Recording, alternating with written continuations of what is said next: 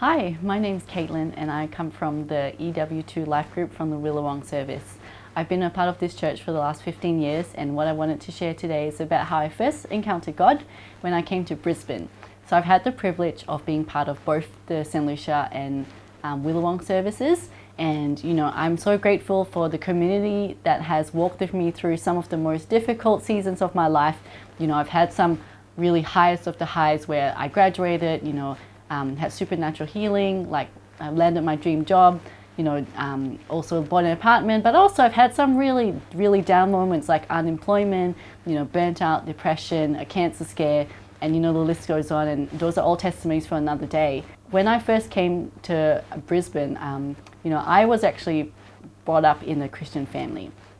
So I went to a Christian school, I went to Sunday school, I went to youth group, and I have parents, by the grace of God, who are really active in their church, and they're pillars in both our family and in our church back home.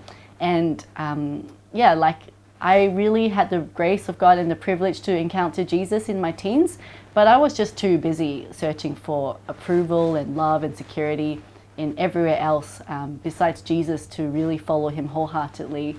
So when I first came to Brisbane, I was really busy, excitedly trying to discover all the things that 18-year-old would do. So I was busy clubbing, dating, just enjoying freedom from my parents. And interestingly enough, when I first came to UQ, my first day in campus, I actually met a group of people, and I had friends back home who were already attending Hope Church and CCM. So I thought, why not? Let's just give Hope Church a go and let's see what happens. But what was amazing was that I remember just meeting this group of people, and particularly one of them stood out to me.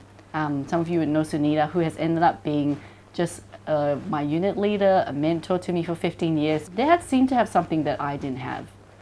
And, particularly it looked like following God wasn't just a hobby or like a cultural identity, but it really meant something. It really was like they were willing to just follow him with everything that they had, sacrificially being able to serve and to follow him and to obey him and to trust him. And I thought, wow, maybe there's something here that is worth discovering. And that began that journey for me of wanting to surrender, to truly surrender, and to really find out what it meant to follow God. And the second thing that really impacted me when I first came was my first worship night.